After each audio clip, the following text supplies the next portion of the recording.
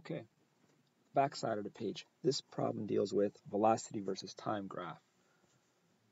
The first question is, what's the acceleration between 0 and 2 seconds?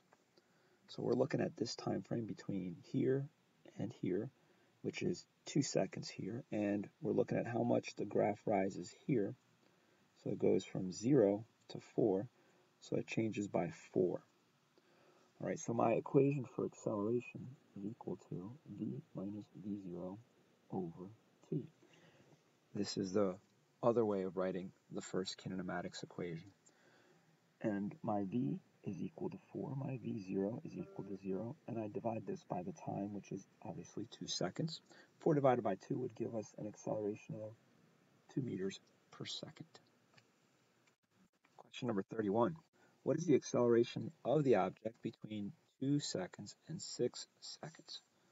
So now we're going to analyze this part of the graph right here between 2 seconds and 6 seconds. If you notice, it's a flat line. The velocity doesn't change. So because it's a flat line, it's going to have a slope of 0. And if you think about it, the initial velocity is 4 and the final velocity is 4. So 4 minus 4 would give you 0. The correct answer would be 0 meters per second squared. Problem number 32 asks us to analyze what is the magnitude of the acceleration between 6 seconds here and 10 seconds. Between 6 seconds here and 10 seconds. All right, this time interval is 4 seconds because 10 minus 6 is equal to 4 seconds. And we do have a change in velocity because we go from up here being 4 to down here being 0. Using my acceleration equation of v minus v0 over t, this works out to be 0 minus 4 over 4. The correct answer is negative 1 meter per second squared. I apologize, this should answer here, letter B, should technically read negative 1 meter per second squared. Question number 33.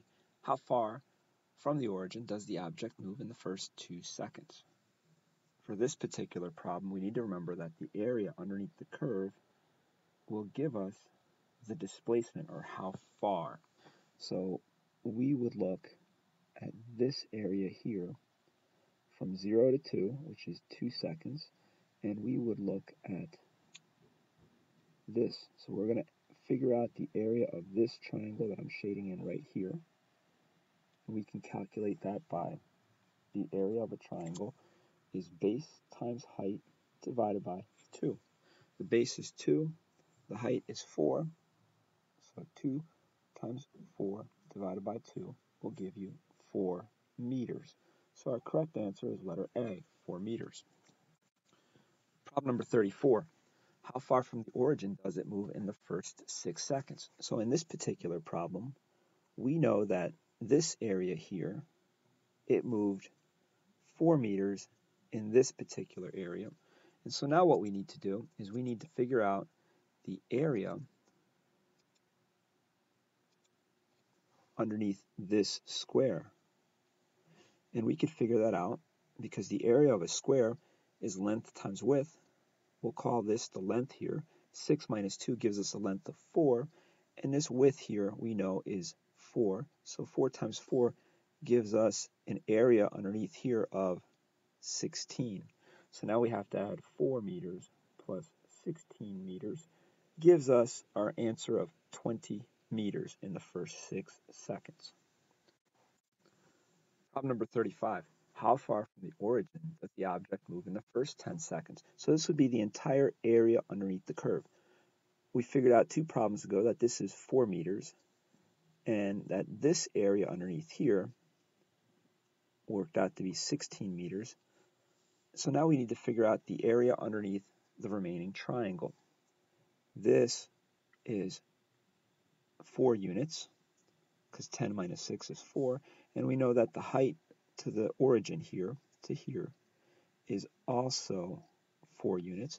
So this would have an area of 4 times 4, which is 16 divided by 2.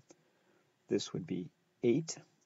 So our total would wind up being 4 meters plus 16 plus 8, which would give us a grand total of 28 meters that this object traveled.